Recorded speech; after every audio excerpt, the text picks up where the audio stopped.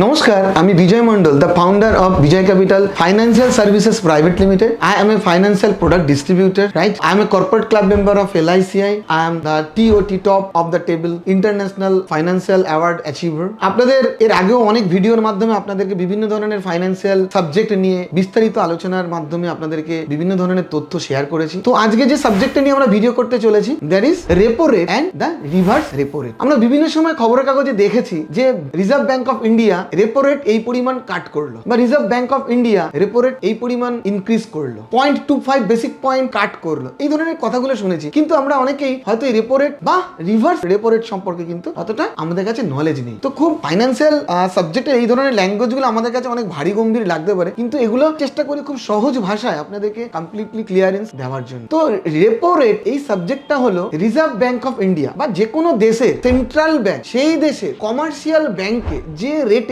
বা যে সুদ হারে তাদেরকে টাকা লেন্ড করে সেই রেটাকেই বলা হয় রেপো রেট। আজকে দেশের অর্থনীতিতে রেপো রেট কিন্তু একটা গুরুত্বপূর্ণ একটা জিনিস। আমরা জানি যখন কোনো ইনফ্লেশন দেশের মধ্যে এসে যায়, দেশের ইনফ্লেশনকে কন্ট্রোল করবার জন্য এই রেপো রেটটা কিন্তু একটা ইম্পর্টেন্ট একটা রোল প্লে করে। যেরকম কারেন্টলি আমরা জানবো এই মুহূর্তে আমাদের দেশের যে সিচুয়েশন, তাতে রেপো রেট যে জায়গায় আছে দ্যাট ইজ 6.5% রেপো রেট কিন্তু কারেন্টলি রয়েছে। তো এই রেপো রেট ফিউচারে কাট হতে পারে বা ফিউচারে ইনক্রিজও হতে পারে। তো রেপো রেটের যে ইন্টারেস্ট রেটে রিজার্ভ ব্যাংক অফ ইন্ডিয়া আমাদের দেশের সমস্ত কমার্শিয়াল ব্যাংককে লোন দেয়, সেই রেটটাই হচ্ছে রেপো রেট। আমি ফরেন এক্সাম্পল খুব ইজি ভাবে আপনাদেরকে বলতে পারি আর কি। রিজার্ভ ব্যাংক অফ ইন্ডিয়া যদি স্টেট ব্যাংক অফ ইন্ডিয়াকে 6.5% রেটে টাকা লেন্ড করছে, তাহলে রিজার্ভ ব্যাংক অফ ইন্ডিয়াকে কিন্তু স্টেট ব্যাংকে 6.5% রেটে টাকাটা ফেরত করতে হবে। সেক্ষেত্রে কি করবে স্টেট ব্যাংক অফ ইন্ডিয়া? এই 6.5% পাওয়া অর্থটাকে তারা কিন্তু মার্কেটে লোন স্বরূপ বা লোন হিসাবে কিন্তু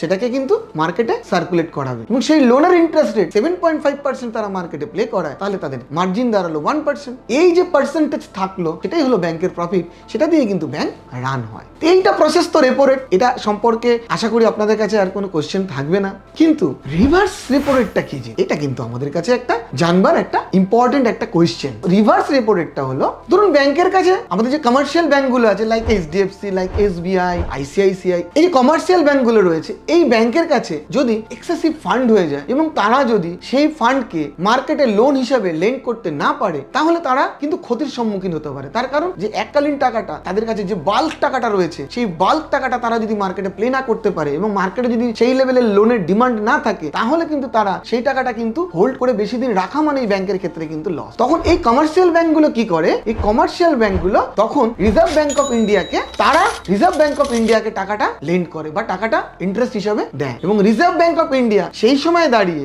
এই ব্যাংকগুলোকে একটা ইন্টারেস্ট আর্নিং জেনারেট করে। সেটা ব্যাংক টু ব্যাংক যেটা চুক্তি থাকে, কন্ট্রাক্ট থাকে, সেই অনুযায়ী হয়। তাহলে এই ক্ষেত্রে যদি কোনো ব্যাংক, কোনো কমার্শিয়াল ব্যাংক, তার যে টাকা, তার যে উদ্বৃত্ত টাকা, তার যে এক্সেস টাকা, সেই টাকা যদি সে কখনো মনে করে সে রিজার্ভ ব্যাংকে আবার ফেরত দিতে পারে, এবং রিজার্ভ ব্যাংক যে রেট অফ ইন্টারেস্ট সেই কমার্শিয়াল ব্যাংকগুলোকে প্রোভাইড করবে, সেই রেটটাই হচ্ছে গিয়ে reverse repo rate. Reverse repo rate কিন্তু বিভিন্ন সময় বিভিন্ন ভাবে প্লে করতে পারে। শুধু ব্যাংকের কাছে উদ্বৃত্ত টাকা থাকার জন্যই নয়, রিজার্ভ ব্যাংকের কাছে যদি যখন টাকার যোগান দরকার, রিজার্ভ ব্যাংক যদি মনে করে আমার এখন টাকার প্রয়োজন, তারাও কিন্তু কমার্শিয়াল ব্যাংকের কাছ থেকে কিন্তু লোন হিসাবে টাকা নিতে পারে। সেক্ষেত্রে রিজার্ভ ব্যাংকে কিন্তু তার বন্ডস এখানে নর্মাল কমার্শিয়াল ব্যাংকের কাছে মর্টগেজ করতে হয়। রেপো রেটের ঠিক উল্টো যে প্রসেস, সেটাই কিন্তু হচ্ছে that is the reverse repo rate. Repo rate এবং রিভার্স রেপো রেট এই যে দুটি ওয়ার্ডই কিন্তু আমাদের কাছে ভীষণ important to control the country, to control the economy of a country. ইনফ্লেশনকে কন্ট্রোল করবার জন্য, ইকোনমিকে কন্ট্রোল করার জন্য কিন্তু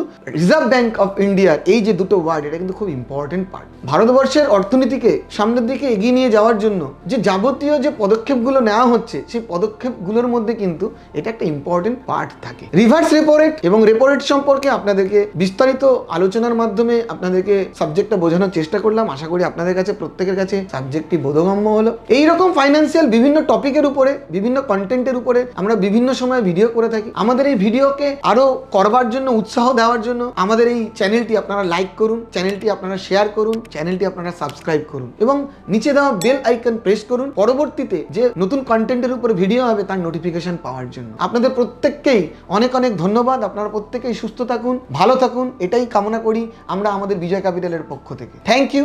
জয় হিন্দ, জয় ভারত।